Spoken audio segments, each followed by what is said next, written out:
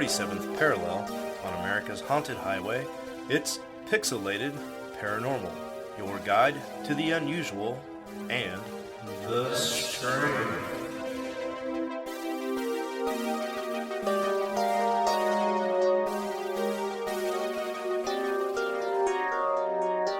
What's up, everybody, and welcome back to Pixelated Paranormal's Listener Story Extravaganza, which bleeds over into episode 201. And with me, as always, is Preston. What's up, everybody? And Steve. Hello there. And on this episode, we are going to finish off the listener stories from our 200th episode celebration, which was just a lot more than we expected. We even got an extra one since we recorded episode 200, so hits keep coming. Ooh. And I've got one news story, but I'm going to include that in the middle of the episode because it actually would be better suited for a topic that comes up a little bit later. So Nice. I've got nothing new. Either of you guys got anything noteworthy? I No. went and saw a badass. Well, I've been doing two things that are paranormal. One is a video game called Last Stop.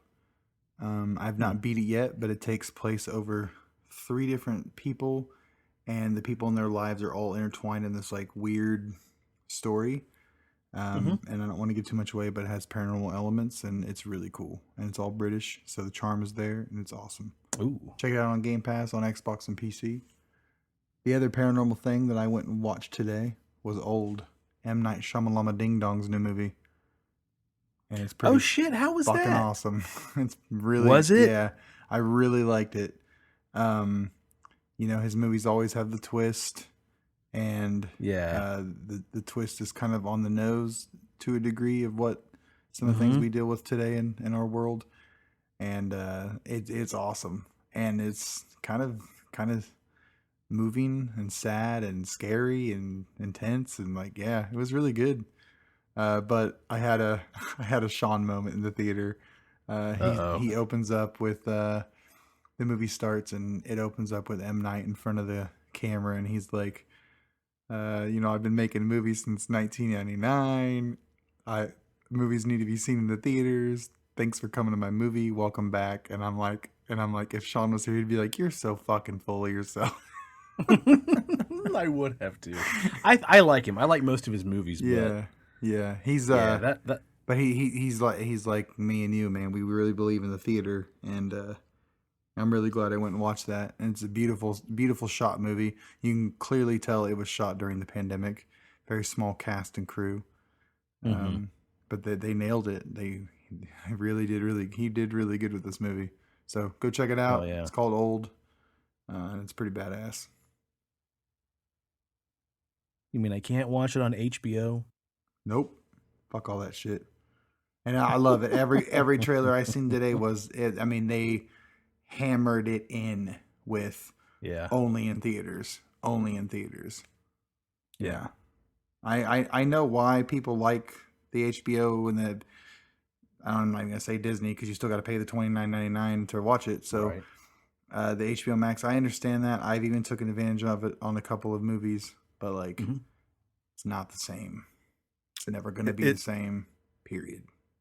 It's not. And I tell you what, movie. So I've made a vow that I'm not going back to the movie theater until November, and my first movie that I actually see has to be a doozy, and that's going to be Ghostbusters Afterlife. I already told the missus, like, don't fucking ask me for a date to go to the movies. Like, November, game on. But until then, fuck it, we're not going.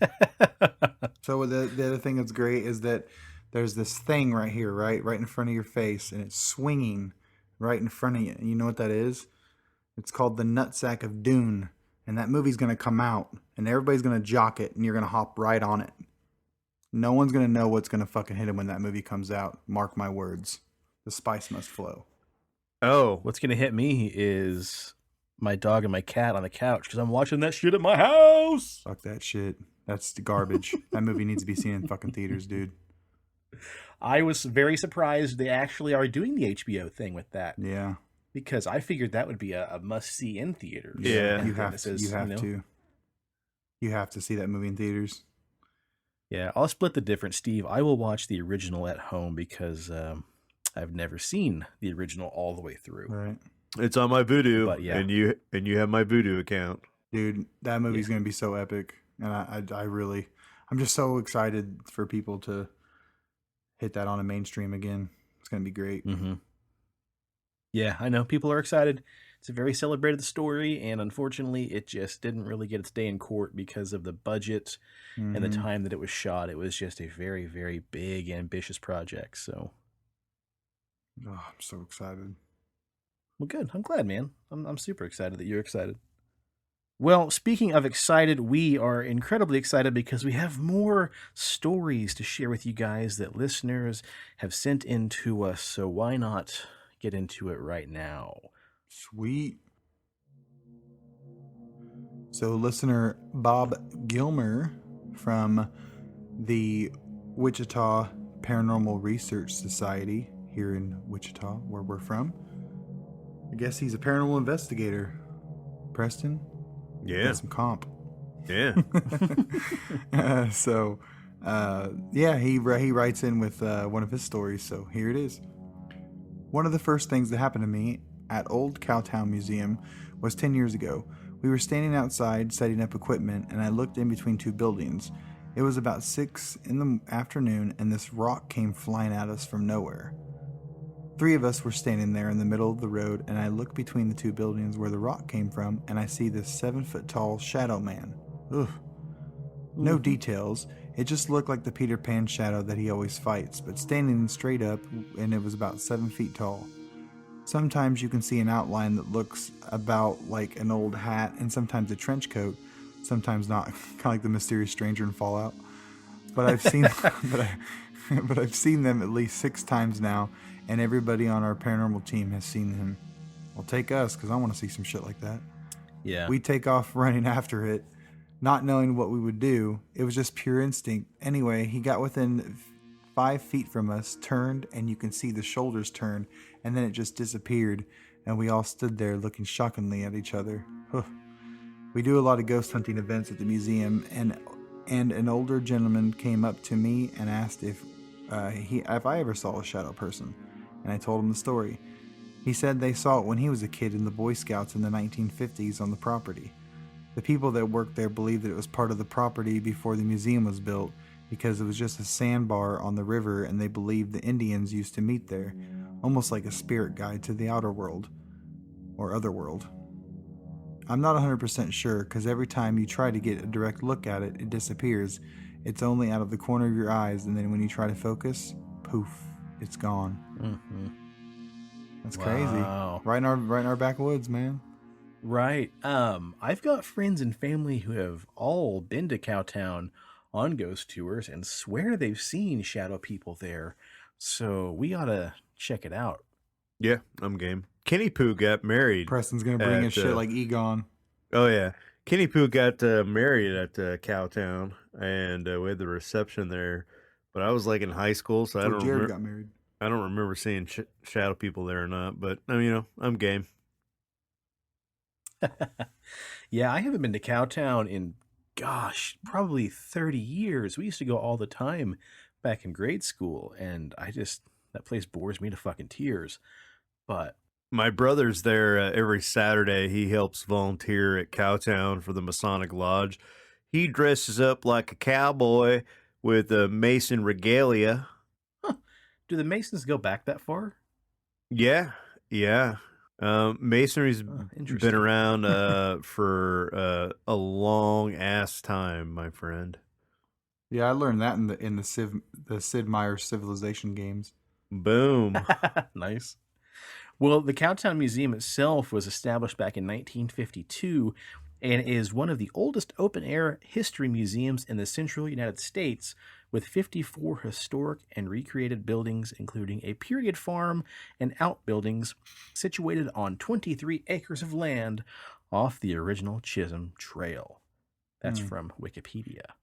But yeah, we need to do that. We need to get together with Bob and his crew and go out to Cowtown and then, just hit the random haunts of Wichita and see what we can come up with.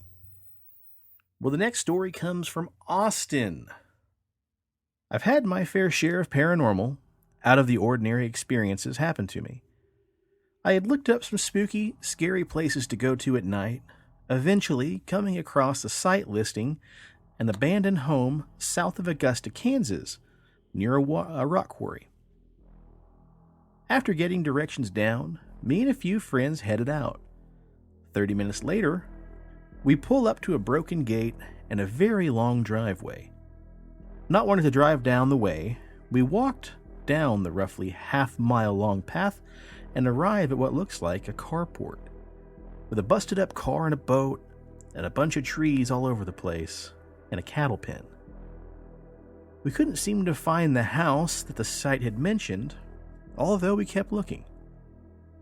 We eventually shined a light just right into the trees and caught a glint of a window on the house. About 20 feet into the tree line, we see the stairs leading into the house. We see our way inside, and we look around, and it seriously looked like one day someone had just took what was in their pockets and left. Furniture, electronics, trinkets, various personal effects, dishes, silverware, and other miscellaneous things were strewn about. But everything was dirty, like a storm had slammed the house, blown the windows out, and let the outside in. As it turns out, the house had a basement and a second floor too. We went to the basement first, and there was more appliances just kind of smashed on the ground, but nothing more. So we make our way to the upstairs level, but we get on the ground level and we start hearing something moving around in the basement, like heavy footsteps coming towards the stairs. And they stop. Not really thinking anything of it, we keep heading up. On the second floor, we find animal skulls and various bones set up in almost cultish fashion, and red blood that looked more like red paint. And soon enough, we hear the steps again, this time on the ground floor, again coming to the stairs. We're nervous now, we kind of all decide it's about time to head out. As we head down the stairs and back to the ground level, we hear the steps above us, moving faster to the top of the stairs. So we decide to quick step to the door and down the steps. As we rush out the door, it literally sounded like somebody is running down the stairs and out the door behind us. My friend shined his light on the doorway to see, but the footsteps stopped right at the door. I remember feeling in danger, like something really didn't want us in there. I haven't been back since, although I'd like to go back now.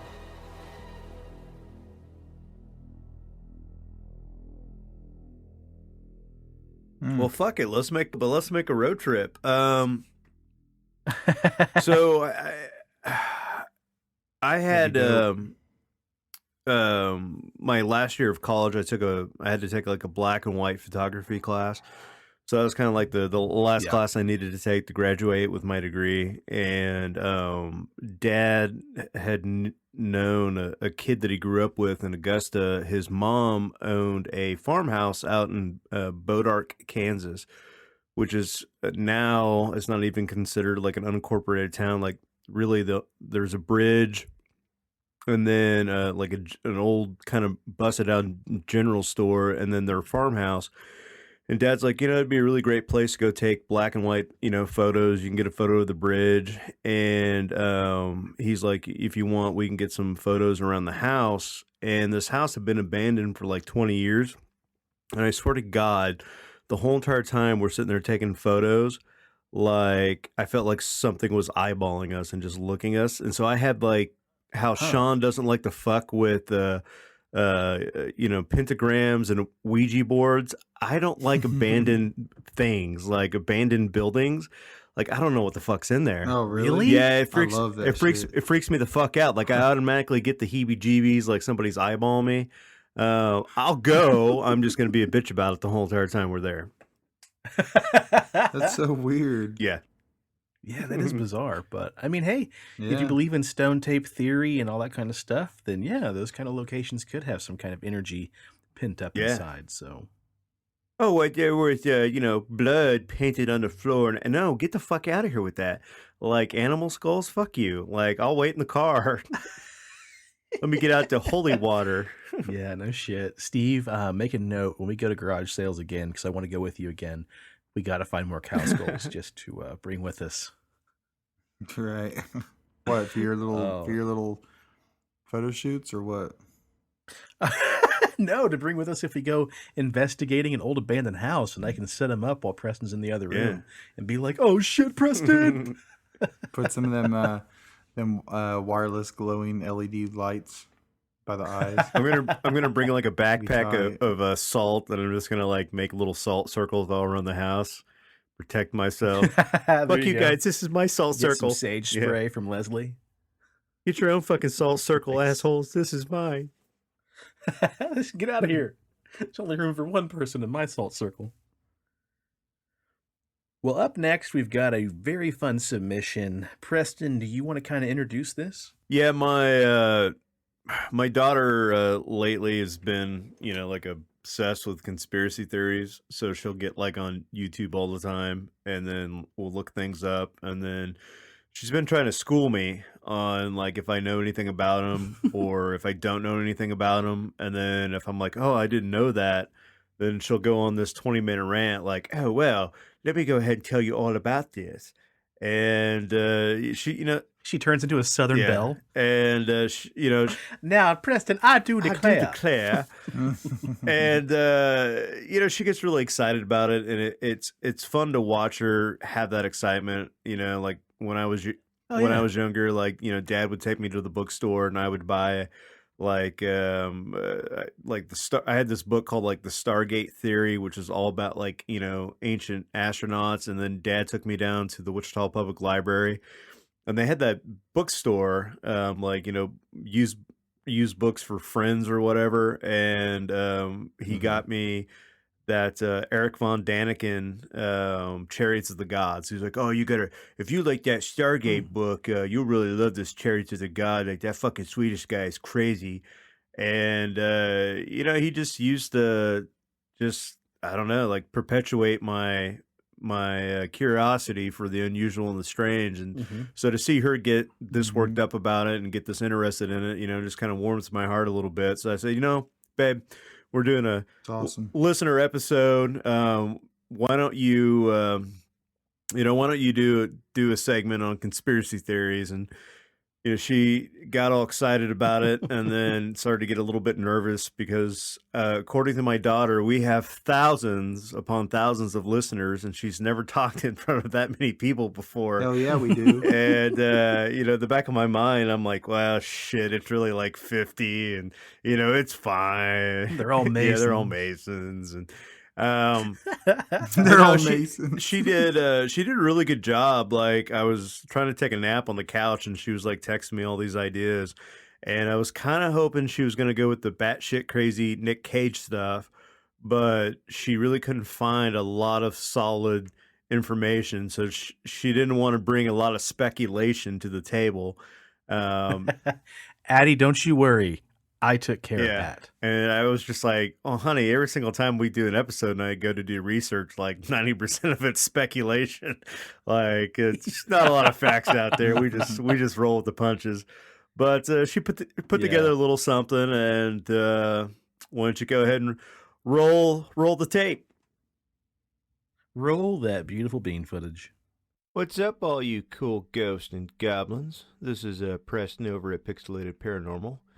My daughter and I are going to go ahead and interrupt the show for just a second, and she's going to go ahead and school the rest of the cast, and possibly even you, on conspiracy theories you didn't know that you wish you knew. Hello, my name is Addie, and today I will be telling you guys about how the Grubhub ads are connected to the Jimmy Neutron world. Now, if you were to put the Grubhub pictures of the cast next to the Jimmy Neutron cast, you can find similarities in each of the characters. If you were to look inside of, we're just going to call him Taco Guy because they don't have names. But if you were to look inside his house, you can find a bunch of like stuff that Jimmy Neutron would have in his house. There's a lot of taco posters. There's the cactus from one episode. There's the hat that he has from that one episode. And his dog not only ordered him food once, but twice, and like got the best deal. So they believe that the Grubhub dog is the Jimmy Neutron's dog, Goddard. So basically, Grubhub released a series of ridiculous commercials featuring 3D animated characters, which led to a tidal wave of remarkable internet memes. There's a lot. Like, they're not even funny anymore. Great internet minds figured out that there are actual relationships and backstories to these characters, aka actual Grubhub lore. People have took it from there, picking upon key details that suggested the cast of the 3D animated Grubhub commercials was in fact the cast of Nickelodeon's 3D animated kids show Jimmy Neutron, but 20-ish years in the future. Well, all right. Thank you for the interesting theory of Grubhub being Jimmy Neutron from the future. And now, dear listeners, we'll let you get back to enjoying the rest of the show. Also, Nicolas Cage is a vampire and a weirdo. There you have it, folks. Nicolas Cage is a vampire, which will be another Addison May conspiracy theory that we will deep dive later on down the road. So, Addie, thanks for submitting a story or a conspiracy theory that I didn't think I would really have much interest in, but instead found myself glued to YouTube for over half an hour and then quickly Googling afterwards because that's really intriguing. I don't know a whole lot about Jimmy Neutron, admittedly, because it came on probably back in, 1998? And I watched a couple episodes here and there, but never really got too deep into it. So I didn't know a lot about Jimmy Neutron. How does she know about it? Is that Christo, is that popular with kids these days or what? No, I don't think so. But she's like an internet sleuth, so she looked it up. Internet sleuth. Yeah, I got. Well, my niece is watching YouTube videos connecting the dots to all the Pixar movies. So at lunch yesterday, she was asking Nana and Papa, hey, when you're watching Finding Nemo and when they're in the dentist office, if you look over, you can see Buzz Lightyear, sitting in the pile of toys. And she's connecting all the dots, how all the Pixar movies have, Easter eggs that connect each other together. Mm-hmm. And unfortunately, she tried to go on to tell me that the girl from The Ring that crawls out of the well is actually the same well from Beauty and the Beast. And then that same girl is the one that crawls down the stairs backwards in The Grudge. And I quickly said, Monica, honey, I think you're wrong. I don't think those movies are connected at all, and they're not the same ghost. And then Shayla elbowed me and told me to shut up and let her have fun. And you're trying to flex. Yeah. Trying to flex on my 8-year-old niece. Well, Uncle Sean's the fucking these. expert here, and I just got on YouTube, and I'm going to give you a 20-minute lesson. Right. But no, I think you find these things just Googling on searching on YouTube conspiracy theories. It's just, and this is crazy too. To me, why I said originally, thanks for, turning us on to this on something I wouldn't have normally looked up. We're into I don't know, the government controls the weather and all this, crazy kooky stuff that, is a little deeper down the rabbit hole. But this Grubhub thing is one of the most important fan theory / conspiracies hit modern times in a very long time. Reddit's blown up about it. It's really cool. It's not Pizzagate or anything like that, but it's just good wholesome fun, because why on earth would Grubhub basically dredge up Jimmy Neutron 30 years later? Well, I guess it's not been 30 years, has it? More like 15, 20. 23. Yeah. 23 years later, something like that. It's crazy. But it's so cool. So I text Preston when I started watching this, and then I just kind of quickly got engrossed in just learning more about it, because what a weird callback for Grubhub to make. But yeah, essentially she's talking about a video dropped on April Fool's, And it's got a guy called the Taco Guy who's got a big pompadour, and he sits around in his room, and he's got a bunch of like toy robots up on his shelf. And I'm like, hey, I collect nerdy stuff too. The kid's like in his 30s now. He's got a dog. And then you realize, like, yeah, Jimmy Neutron, he built a shit ton of robots in the cartoon. And he had a robot dog. God, what did Addie say the name was? Goddard? Yeah. I think it's Goddard the dog. And the conspiracy goes deeper into the fact that there's like blueprints about how to turn his dog into a real dog. There's a cactus, like she mentioned, in the corner of his room, which refers to a cactus costume that he wore in like a very specific episode. Jimmy Neutron wears an atom graphic tee, a red shirt with a yellow atom on it. And there's a bowling alley, a bowling alley scene where all the kids are wearing red graphic tees with atoms painted on them. That's crazy. It's really bizarre. And then if you look at Jimmy Neutron coming out in 1998 and you fast forward 23 years later, all the kids in his class would be like in their 30s. And like Jimmy represents the taco guy and his blonde friend represents the pregnant girl. And there's the guy dancing around who looks, I believe, like he's probably some kind of Hispanic descent. It's Jimmy's friend. There's a real nerdy guy in glasses who's the nerd from the cartoon. There's an African-American chick. He had an African-American friend. And like, that's the core list of players in this set of commercials. And those are all from Jimmy Neutron. Like, there's not really a character unaccounted for. And then if you think like, this isn't really that impressive, like whatever, who cares? The people who basically broke this story was Food Theory, which is kind of a fun website or YouTube channel to watch about different, conspiracies and interesting thing about foods. They broke the story, and then freaking Grubhub responded with like, they mailed this guy and his girlfriend a packet that had like a bunch of photos and like screen grabs and a unaired storyboard for another third commercial. And then basically challenging him to dig deeper. So it's like, at first, I watched the first video and I'm like, okay, Addie, this is fun. I like this. It's neat. It's a cool little thing to look up. And then there's a follow-up. There's a follow-up video from Food Theory who says, oh my God, the, what do they call it? The Grubhub cinematic universe just got weirder. And he's like, holy crap, guys, I just got a care package from Grubhub. And it's like, they're like taunting him saying, yeah, keep going. See what else you can dig up. So it was a fun rabbit hole to go down. Having fun with it. Yeah, it's cool, man. And also like some good wholesome fun for someone, Addie's age or some younger kids to go down and just research. And it got me thinking, because I've read several books over the years about like advertisement, and then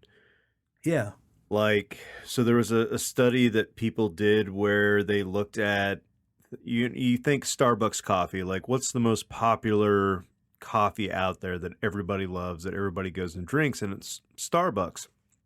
And if you think of just like how you drink your coffee every morning, that they've done studies that show that you could have like the break room coffee at your job, like that really shitty tasting coffee that, that's super cheap, but, every employer orders the same. It's like in the, silver bag that, if the unmarked silver bag. The unmarked silver bag. So what they did was they took that coffee and they brewed it. They didn't add any flavor to it. But then they got, let's say, like 20 people, and they poured that same, like a pot of coffee into like several different cups. And one cup was blue, one cup was brown, one cup was green, one cup was clear, and one cup was red. And at the end of the study, they showed that if you drink coffee out of a red-colored coffee mug, mentally you always think the coffee is hotter than what it really is. Like everybody's like, oh my God, the coffee burnt my mouth. Well, it's not a different temperature than the coffee that was in the blue cup or a coffee that was in the white cup. It's because symbolically, when you see something red, you automatically think hot, so that your brain tricked you to think that the red cup of coffee was hotter than all the other cups. And people that drank coffee out of a white mug said that the coffee tasted creamier than the coffee out of any other mug, but it's the same fucking coffee. So if you look at Starbucks, they have kind of like this all of their styrofoam or whatever their paper cup is, it's white and it has green. And green was supposed to be like if you drank it out of like a green colored mug, like it was very calm and relaxing. So they don't have to produce good coffee. They can trick you into thinking it's like the top shit just by the color of the cup that they put it in. And then there was a study shown later on that like when you go to New York and you'd go into the Apple store, all the Apple stores in New York had like a foyer that you would walk into or like a vestibule, and it was like covered in speakers. So as you're walking through it, they had this like frequency that was pumping through it like at a low volume so that you necessarily wouldn't hear it, but subconsciously your brain was picking up on it, and that frequency would make you more susceptible to buy things. So everybody who walked into that store, when the salesperson came up, was like, "Oh, you want a fucking iPad, you want a fucking iWatch, you want this, you want that." You're like, you know what? I do want that. Oh yeah, let's just go ahead. Give me this, this, and this. And so there's been these studies where you can control the outcome of a sale or what people do just by either, tweaking a color or subconsciously doing something. So if you have a whole generation, if you look at the generation of people who are more likely to use Grubhub, what did they grow up watching? What did they grow up doing? So subconsciously, like you could do Jimmy Neutron in the fucking future, make it like, Jimmy Neutron as an adult. So Sean, Steve, and I are watching this commercial like, dude, this is fucking stupid. Why the fuck is Grubhub have this cartoon? But if you were a child who grew up and watched Jimmy Neutron, subconsciously you're just like, fuck yeah, Grubhub. I'm ordering Grubhub tonight. I'm doing this. I'm doing that. And so when you look at it from that point of view, you're like, holy fucking shit, this makes sense. Goddamn government's controlling what type of people I use for to deliver my food and whatnot. Oh my God. I mean, you're not wrong, man. That's exactly right. And also, I mean, we all know nostalgia is a very powerful drug. Like, I just got through watching the first 5 Glorious, and I say that with peace and love and 100% admiration. The first 5 glorious episodes of Masters of the Universe Revelations. Oh, I loved it. And like, dude, yeah, it was awesome. Yeah. But I was amped because I grew up watching He-Man, and you fast forward, 35 years later, and they're showing more He-Man. I'm going to fucking watch it. So while I can sit here and be like, well, Jimmy Neutron, who gives a lick? Addie could sit there and be like, He-Man and the Masters of the Universe, who gives a lick? So I mean, like, I'm not the audience they're aiming towards, and that's fine, but nostalgia is very powerful. Yeah. Very, very powerful. So yeah, that is awesome. Addie, thanks again for writing that in. I'm thrilled to find out the third act of what happens. I'm following Food Theory every couple of days to see if they post a new video. Now, to move on to chapter 2 of Conspiracy Theories, she mentioned that Nicolas Cage is a vampire and also a weirdo. Well, you're not wrong, Addie. Nicolas Cage is a bit of an oddball. I don't know if she's old enough yet to watch Color Out of Space or to watch Mandy. I have yet to watch Pig yet, but he's got a new movie out called Pig. I've got a copy of it. I just haven't watched it yet. But yeah, he's an oddball. One could argue, though, that he's gone full tilt Elijah Wood, and he's only doing the projects that he wants to do now because he doesn't have to, do National Treasure, Gone in 60 Seconds. Yeah, he doesn't have to do all these Hollywood movies to make money. Like, now he's doing okay, so he can just do projects that he wants to. But anyway, Addie, you said that Nicolas Cage is a vampire. Well, the whole story got started because of Jack Mord, an antique dealer in Seattle, Washington, who got the rumor mill cooking when he posted a photograph for sale on eBay of a man who he says is from Bristol, Tennessee, who looks shockingly like nobody else but Nicolas Cage.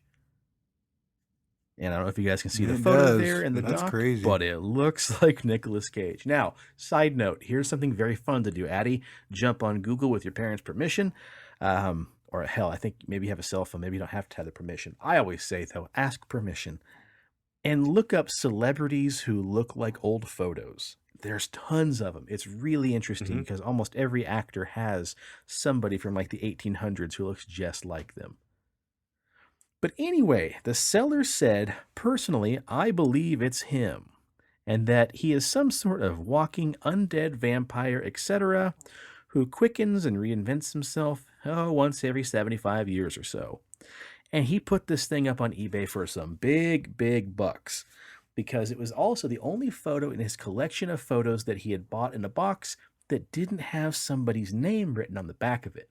So that's what really supposedly tipped him off, that he indeed was a vampire because it was the one photo who didn't have an actual identifying name on the back.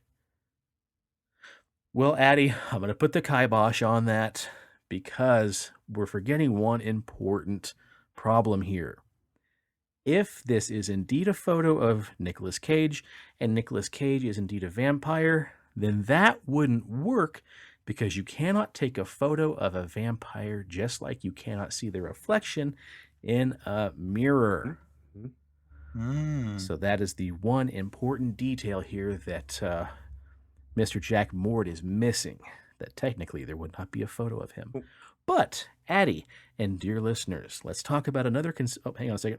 But, Addie and listeners, Nicolas Cage did play in a 1988 film called Vampire's Kiss. It's a comedy where Nicolas Cage plays a character called Peter Lowe. Did you watch it, Steve? Oh, is it good? It's not bad. It's old school. Yeah. He did a lot of comedies back in the day. In them days. Yeah, I think this came out right around the time as Once Bitten that had Jim Carrey in it. Well, he plays an executive at a publishing house who has an unusually kinky night with a girl at a bar, played by Jennifer Beals. And then he spends the rest of the movie convinced that he is turning into a vampire. He goes completely unhinged in a role that gets loonier and loonier as the film progresses. But I think he is not actually a vampire. I think two things are going on here, and one of it has to do with just on the theory on how the universe works. So we're kind of like recycled energy. So there's this theory that this author kind of wrote a book about how when Nero got murdered in Rome, and, kind of took his last breath and let all that out, that those particles in that breath kind of went throughout the whole entire earth. So at one point, somebody else was breathing those particles in. So whatever, eventually when you die, like, even though that you're dead, everything like the atoms and the cells that make you kind of break down, and then they just kind of float around the universe. And eventually the universe recycles it and kind of reconstructs it again. So this idea that you have somebody from, the 1700s or the 1870s that looks like Nick Cage now, well, that's because those atoms and everything kind of got recycled. And then when Nick Cage was born, I mean, the universe came together and said, this guy's kind of good looking. Like, I don't know, maybe we need another guy around looking like that. And that's what happened, right? So if we had that ability to go back 1,000 years and actually look at all these different people throughout history, you would see that the same facial structure, the same whatever keeps popping up. Now, last episode, we talked about the X-Files and how I've been just like fucking binging the shit out of it, and how I had this newfound appreciation for how they really deep dive into all these different topics and pull out this folklore. And in one of them, Mulder comes across this compound, and, this fucking like Seventh-day Advent star of the Jesuit cult is coming together, and, they have like all these like weapons hidden in a bunker.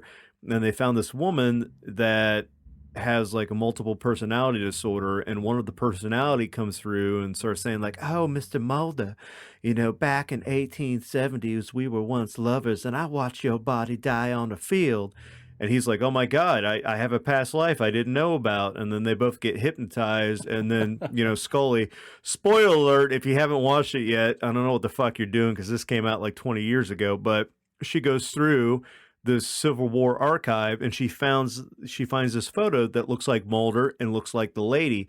So there's also this idea that, if you believe in reincarnation, that when your soul reincarnates, you still carry on those same features or slightly the same features because you're just, you're reincarnated into a new life.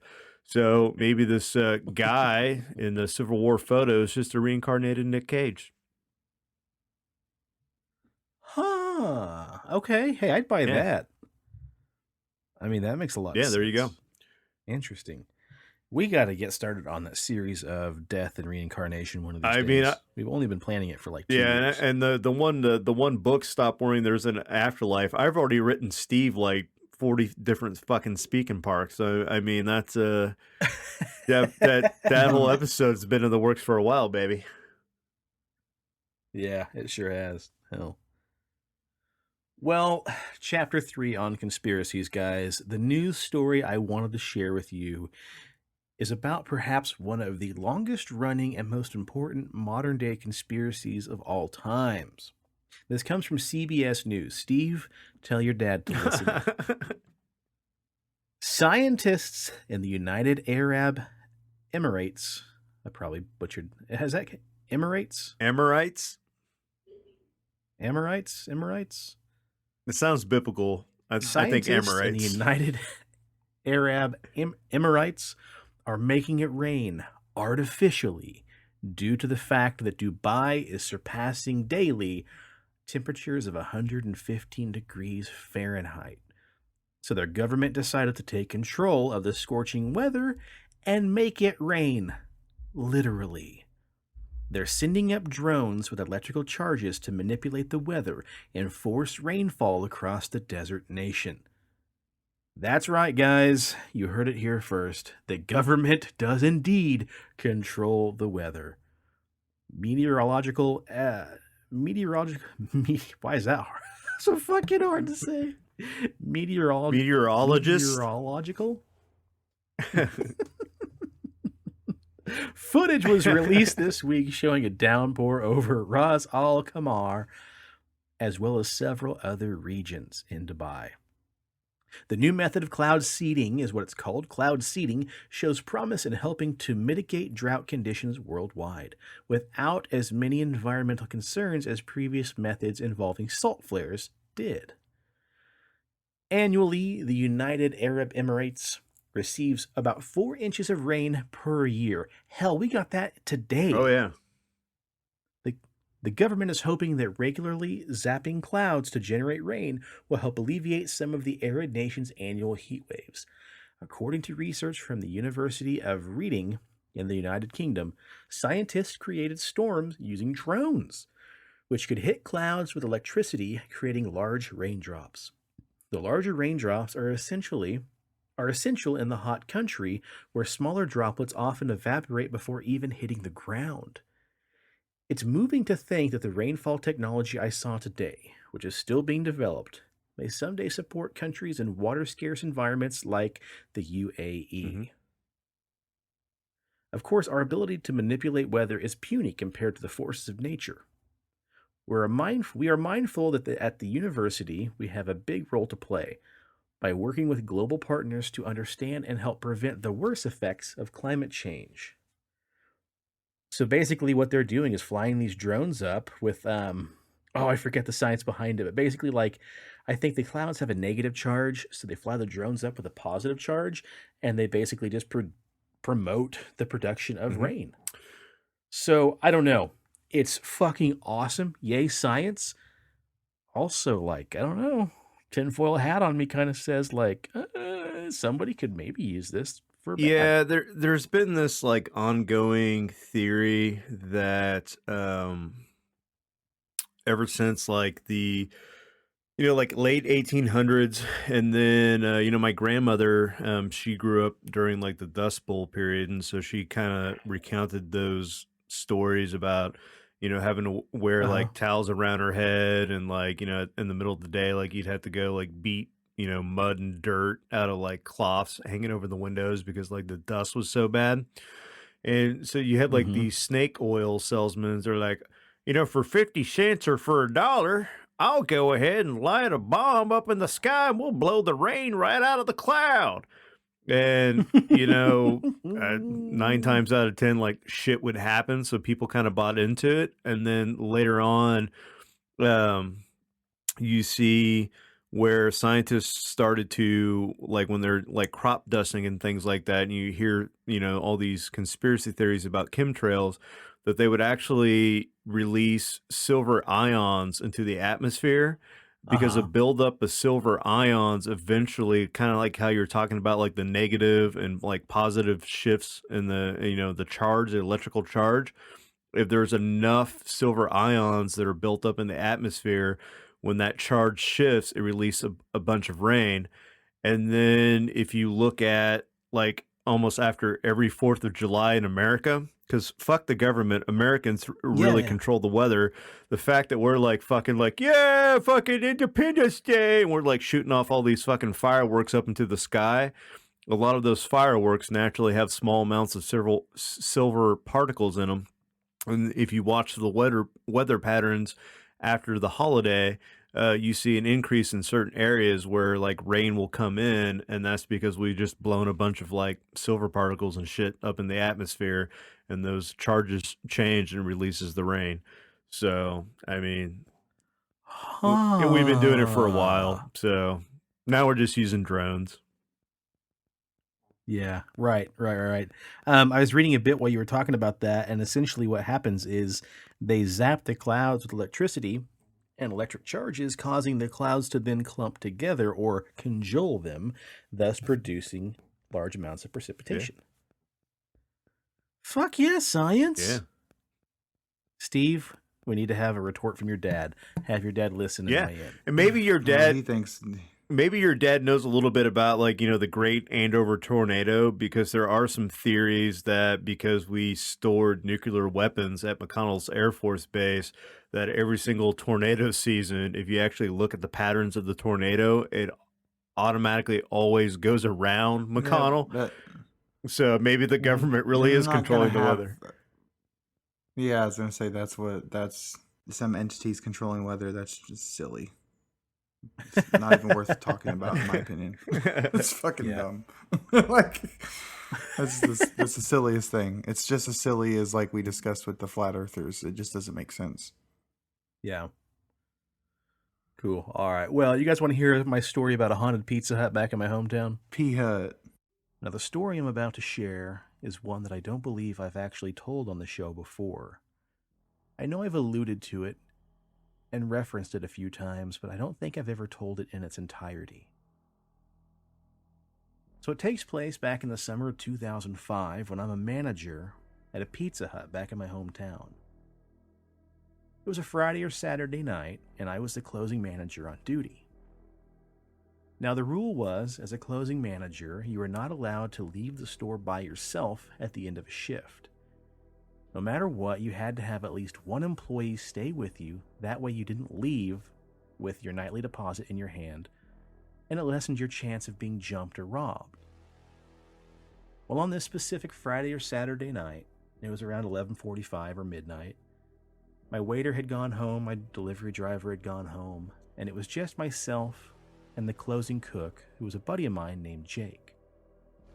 Now, back then, we had a Blockbuster right behind the Pizza Hut, so it wasn't unusual for whoever your closing employee was to duck out for a few minutes while you counted down the drawer so they can go to Blockbuster and rent a movie or whatever buy two get three DVD sale that was going on. So that night, Jake wanted to run over to Blockbuster, so I walked him to the back, I let him out, and I locked the back door. Now, I went to the front, I counted down my cash register, made the nightly deposit, and I locked up the safe. But Jake wasn't back yet.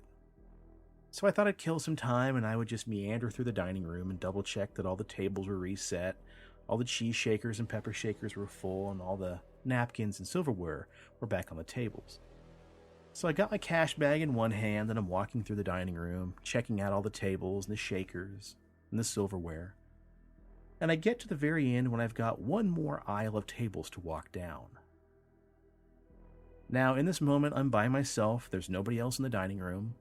The music's turned off, and all you can hear is the soft hum of the coolers that are in the kitchen, the air conditioner, and the walk-in freezer. And as I begin to go down the last aisle of tables, the entire dining room erupts into the sounds of a full-blown Friday night restaurant dinner rush. Kids are screaming, people are talking over each other, everybody's carrying on. But the dining room is still completely empty. Now I freeze in place, and this goes on for about 30 or 45 seconds. And then finally I gain the courage to yell out instinctively, "Hello? Is anybody in here?" And then the noise kind of just instantly stops. But not just the noise of the dining room, the weird ghostly dinner rush that I'm hearing. It's like somebody muted all the sound in the building. I can't hear the coolers, the walk-in, the air conditioner. I can't even hear the traffic out in front of the store on the main street. It's like someone just pulled the cord and everything is just dead quiet. This goes on for about 10 or 15 seconds.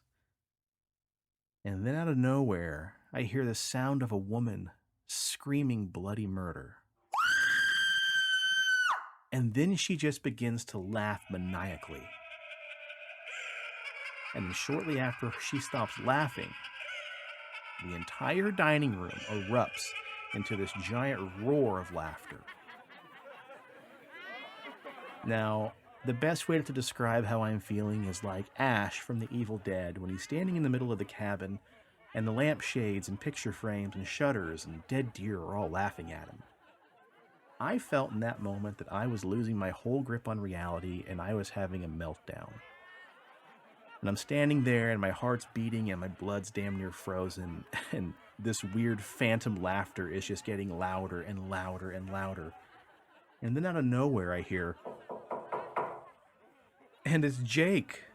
Jake's back there banging on the door, telling me that he's ready to come back in because he's done at Blockbuster. And so I take off running like I'm being chased by 1,000 demons, and I kick open the back door, and I say, "Man, you're not going to believe it." And Jake says, "What the fuck, man? Who's in here with you?" And I say, "What? Nobody." And then Jake runs up to the front of the store, and he yells out, "Hey, homie, you got to get the fuck out of here, man. No one's supposed to be in here because we're closed. You got to leave, man." And so I take off after Jake, and I catch up to him, and we're both standing there in the doorway that kind of leads from the kitchen to the waitstaff area behind the front counter. And we're standing there bewildered because we don't see anybody. But then about 5 feet in front of us, where the waitstaff counter is separated by a little walkway, we see a humanoid figure on all fours scurry across the tile floor right in front of us. And we both yell out, "Holy shit!" But then we lose sight of this thing because it disappears on the other side of the opening of the front counter. So we don't see where it scurries off to. And so we both run through the opening and it's gone. It's nowhere to be seen. And so I turn around and ask Jake what the guy looked like that he saw when he came in. So what Jake tells me is whenever I opened the back door, what he saw behind me was a 6-foot tall man standing behind the front counter, like he was a customer waiting to be helped. But then when Jake said, "Who the hell's in here with you?" the figure looked over at him and then squatted down behind the counter. But what freaked Jake out was the fact that this guy was all gray, like solid gray, and he couldn't see any actual features on his face. He said everything was like muted and blurry. So he thought it was somebody in here playing a prank on us. Well, Jake and I walked around the dining room, one person on one side, one person on the other, and we flanked the entire restaurant. We looked under every table. We checked the party room. We lifted up booths to see if anybody was hiding in the booths. We checked the bathrooms. We checked the kitchen. We checked all the coolers. We even opened up the dishwasher. And there was nobody there. We checked the walk-in cooler. We checked the freezer. We even went upstairs in the damn attic. And we didn't find anybody. Now, to get out, you would have had a key to unlock the front door or the emergency exit or even the back door. You couldn't leave unless you had a key to unlock any of those doors. Well, we never found anybody. And so the next day at work, I pull the store manager into the party room and I just tell her, look, this is slightly embarrassing, but the weirdest shit happened to Jake and I last night. And I tell her exactly what happens. And the entire time she just stares at me like it's kind of a familiar story. And so when I'm done, she says, well, I've never seen any figures, but I gotta say that I hate being in here by myself anytime after we close. Because she said every single time she's in the store by herself, she gets the distinct feeling like somebody's watching her. And she turns around just in time to see nobody behind her. So that's one of the reasons why she likes to have somebody stay behind with the closing manager, because she herself is just completely terrified that somebody's in there with her. And I'd like to say that's the last thing that happened at this haunted Pizza Hut.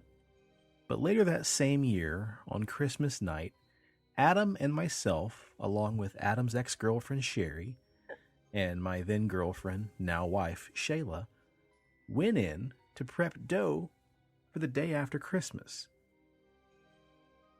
Now, when we walked in, we were carrying on, laughing and talking, but as soon as we walked in the building, we could hear the distinct sound of people already in the kitchen, banging around pots and pans, murmuring, talking, laughing.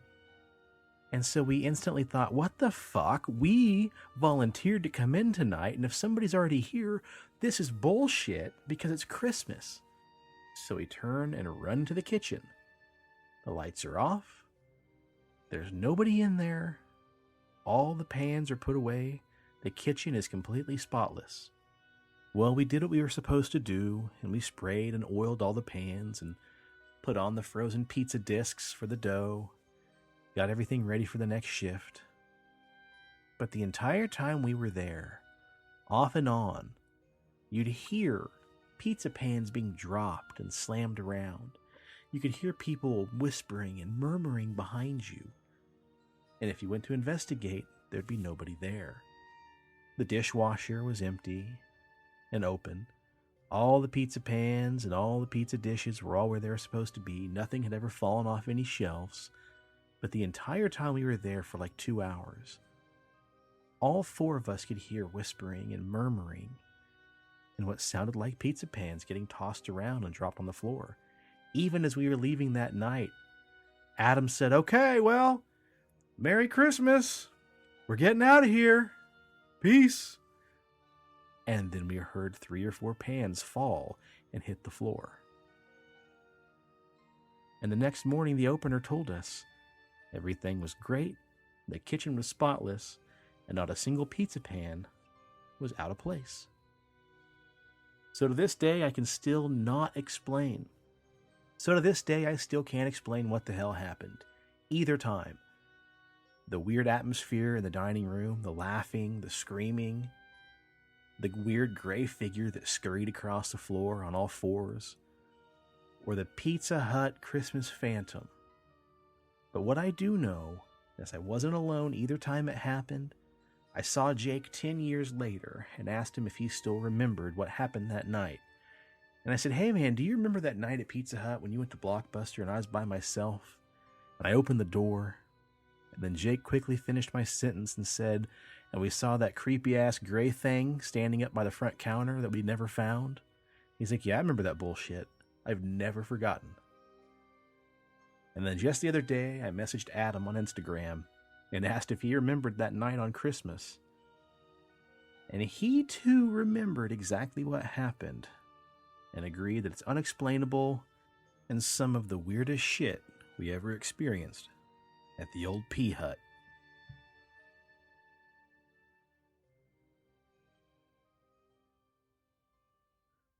And so there you go. Is the Pizza Hut in El Dorado, Kansas haunted? I say yes, and so does my friend Adam. Oh. It's very, very possible. Well, if Adam says yes, I'm on board. Yeah. I reached out to a few previous managers out there, and nobody really wants to talk about it. So I don't know if either A, I am batshit crazy, or B, they just don't give a shit. So, Yeah. Yeah. Yeah. all right. Wonder why they don't want to reach out to you. I don't know. They're And, dicks. I'm not going to push it. I asked a few of them, and they said they don't really remember. Basically, what happens is I say, hey, so-and-so, have you ever had any, interesting or unexplainable thing happen? No. And they're like, oh, I haven't, but why don't you reach out to blah, blah, blah. And I'll reach out to them, and they just kind of keep passing the buck. So, what do you do? Haunted. Yeah, Okay. Haunted. Now, speaking of haunted, Preston, why don't you take our next story? The listener wants to remain anonymous. Yeah. So, And that's from fine. Anonymous. When I was growing up on a farm, there were many nights when I could feel my little sister crawl into bed with me at night. We were both really little. I was about 11, and she was 6. So, I didn't even wake up, just kind of rolled over and make room for her. She was always back in her own bed in the morning when I would wake up, so I never thought much of it. After this would happen for a couple months, I asked her about it, and she seemed not to know what I was talking about. So, I asked my mom. That's when she told me about the twins. Before we moved in, the house belonged to a family outside of Wichita, Kansas, and unfortunately, they had tragically lost their young daughters at the age of 5. I know how it sounds, but they still lived in that house. They weren't malicious, and they never hurt anyone, though. Things would often go missing around the house: toys, TV remotes, small things here and there, sometimes for days. Eventually, we figured out that if we were looking for something and we spoke out loud of what we were looking for, we would find it again shortly after. For example, if one of my toys went missing, I could go into the next room and say, "I sure hope I find my action figure back where it belongs." Then waited a short minute and returned to my room, and there, my makeup would be back in the drawer as though it never went missing. Once my family were aware of the twins and they became more aware of us, our interactions would grow more every day. I never saw them, but you could hear tiny feet on the wood staircase down the hall or laughter in the next room. But it wasn't like we could literally hear them. It was more of like we could feel the sound of their voice, if that makes sense. Other than that, just a bunch of little things would happen a lot, such as my Xbox turning on randomly in the night, or my TV changing channels.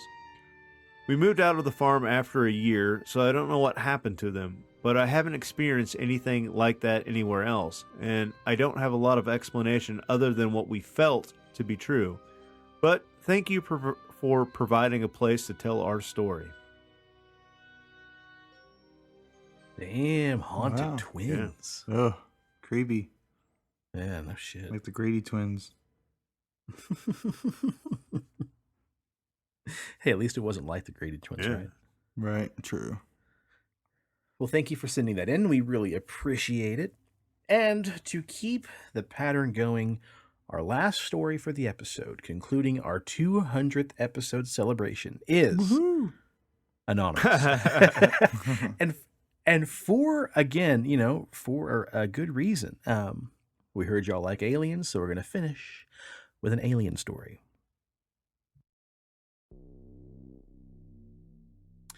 Hey guys, great show. Thanks for the laughs and keep up the good work. Here's a story that I have sat on for over 30 years. I haven't told anyone before now, and I left my name out, and I ask that you please don't tell people who I am. Here goes. When I was in the 4th grade, back in 1995, something happened at a slumber party at my best friend Jimmy's house that would change my life. I think I saw my friend's stepdad get abducted by aliens. I changed their names to keep them anonymous too, just in case. Everything that night started off normal and fun. We ate pizza, we drank too much Pepsi, we read comics, we played Mario 3 and TMNT on his NES. Fuck yeah. And when his parents went to bed around 11 p.m., We snuck into the kitchen to grab a few more cans of Pepsi, and then we even watched some Cinemax through the static of my friend's TV in his bedroom. Skinamax. Decent. Ah, good old blurry boobies, a rite of passage. Am I right? I mean, that's what I did when I spent the night at my friend's Tim's house. We figured out how to find the really crappy, staticky, Skinamax, and we're like, oh my god. And then, his parents would come down. We're like, oh shit, change it real quick. We weren't doing anything. Yeah. Oh, that's funny. That's too good. Well, as you expect, after drinking so much caffeine, I had a hard time falling asleep on the floor in Jimmy's room. So I thought I'd take my pillow and a blanket and sleep on the couch in the living room. They had leather couches, and we didn't at my house, so that sounded perfectly badass. So I made my way in the living room and set up my bed on the couch and tried my best to fall asleep. No dice. I just laid there in a caffeine-addled haze. And then I saw the lights. At first, I thought someone had shined a flashlight in the living room window because I saw a bright light shine right above me from the window above the couch, and it lit up the wall across from me. But then it moved back and forth a bit, and then went out. What the fuck? Who's outside their house? And then a brighter light shined in the other window by their front door on the other wall. And then it too moved back and forth, and then went out. And something in my tiny brain flickered, and I suddenly felt unsafe. And then it dawned on me. These must just be headlights of cars driving by their house, you dummy. Wow, you're just scaring yourself. There's nothing to worry about. Then their entire kitchen lit up from a bunch of lights shining from all different windows. Ooh. Fuck! And I remember thinking that there's no way there are 2 or 3 cars in their backyard. Something was wrong. And then I looked over at the doorway to his parents' hallway, and I saw Jimmy's stepdad, Jerry, standing in the doorway, staring into the living room, at the window by the door. And he just said, "Damn, do you keep turning the lights on and off?" And I said, "No." And he said, "Huh, lots of cars turning around in the driveway, huh?" And I just stared at him because I didn't know what to say. And then, all at once, bright light shined into all the windows in the living room and the kitchen, lighting up the whole house.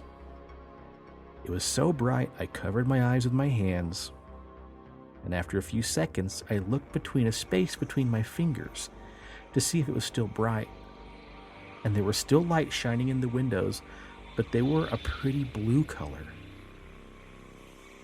And I started looking around to see where Jerry was.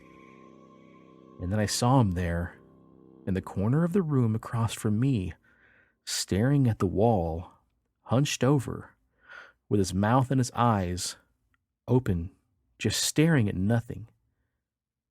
And I wanted to scream, but I was so scared I just sat there and stared at Jerry until all of a sudden the house was dark again, and the blue lights went out, and I heard Jerry's bedroom door shut. And I think now that I was just so scared I fell asleep or passed out. The next morning at breakfast, Jimmy's mom made us eggs and sausage and orange juice, and Jerry came in the kitchen and sat down by me.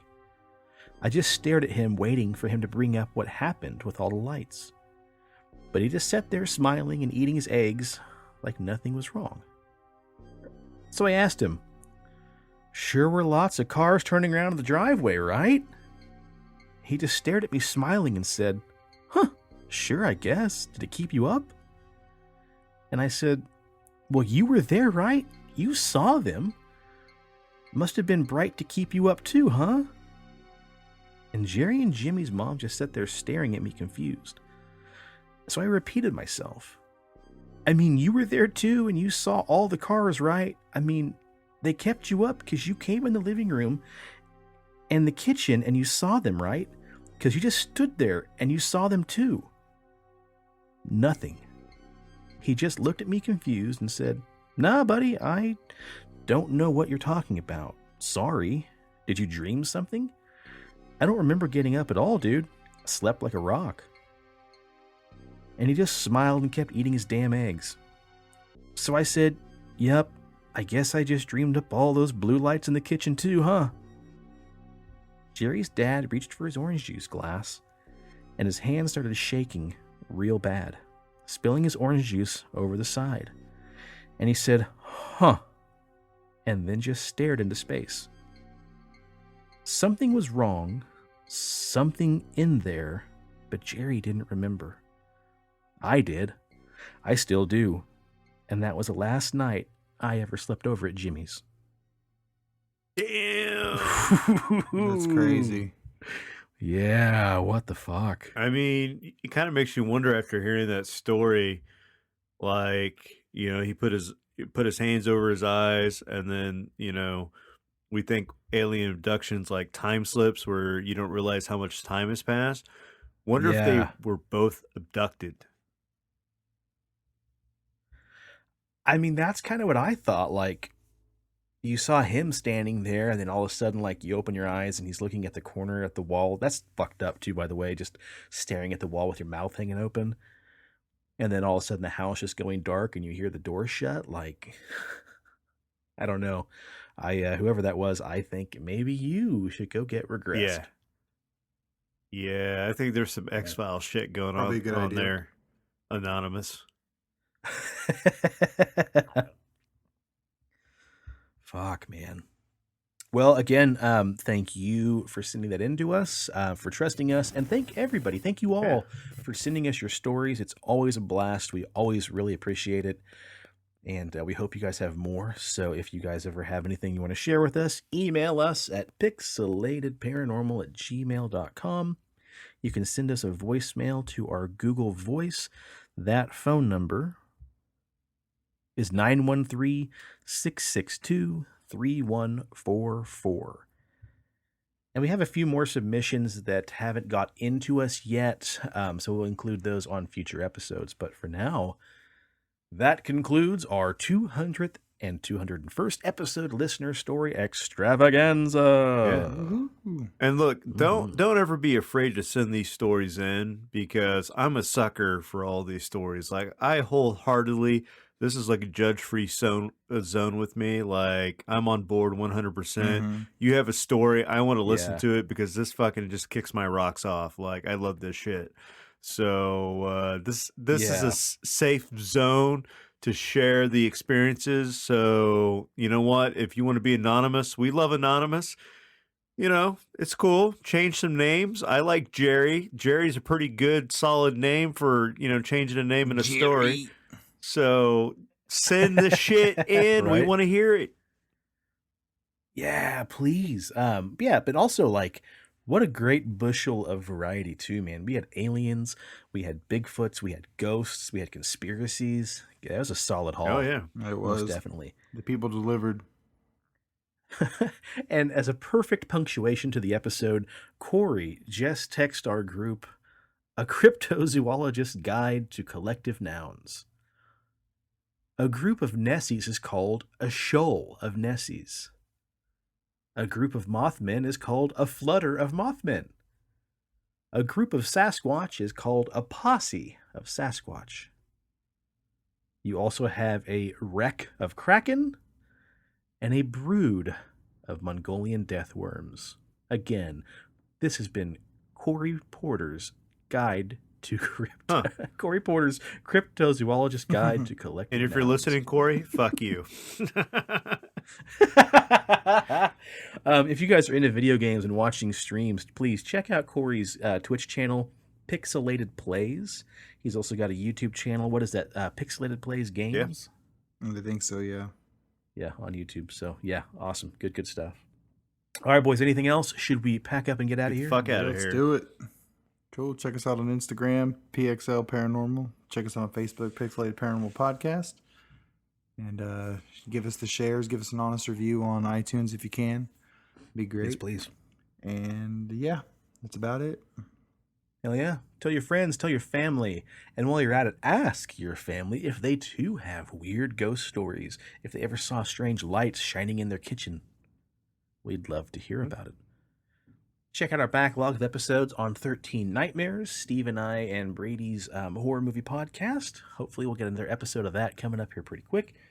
Check out Mark's Attack the Backlog. Check out Pixelated Sausage. Presto, what do you got, buddy? And as always, if you need a beard, if you want a beard, if you want to grow the best damn beard that you can grow, then check out BigDobsBeardBomb.com and use promo code PXLPARA for 20% off your order. And pick yourself up some scents like Dundee Cedar Bay Rum, Sweet Tobacco, Fresh, Citrus, Mint, and Classic. Mm-hmm. And old Dobbs sent us in a little bit of a teaser for a story that he's cooking up in real time for us. So I hate to be vague about it, but might have something really perplexing to come out of Big Dobbs' neck of the wood. Yeah. Cool. And if you're in the Wichita area, please stop by and see our friend Leslie up at CD Trade Post at Pawnee and Seneca. All right. And as a little teaser, it's been over a year, folks, since we made you all moister than a bucket of oysters. Next episode, 202, will be Pixelated Paranormal Presents Late Night Volume 4. That's right, Isaac. Prepared to be wet from us. Yeah, it's been long enough. And Chelsea, we hope you're excited. I don't know if we're going to ever share Act 3 of that Bigfoot smut, but I don't know. Preston, you said you might have a lawn gnome. Yeah, I got one about lawn gnomes. Yeah. Oh man, everybody practice your Southern Belle accents, and we'll bring it home next episode. He was out in the yard looking at me with those dainty eyes, and I was like, oh my God. Oh my God. That's all I got so far. That's a teaser. Gross. All right, guys, until next time, cheers to the weirdest shit in the world and to those of us that love to talk about it. And stay spooky and stay on the paranormal highway. The cast at Pixelated Paranormal would like to thank you for listening to this week's episode. Pixelated Paranormal is here to tell you tales of the fantastical, the strange, the unknown. Tales that will move you a little further down the paranormal highway. If you'd like to share your own listener story, we would love to hear it. Email us at pixelatedparanormal@gmail.com. Again, that's pixelatedparanormal@gmail.com. We'd really love to hear from you. Again, thanks for listening to this week's episode of Pixelated Paranormal, your guide to the unusual and the strange.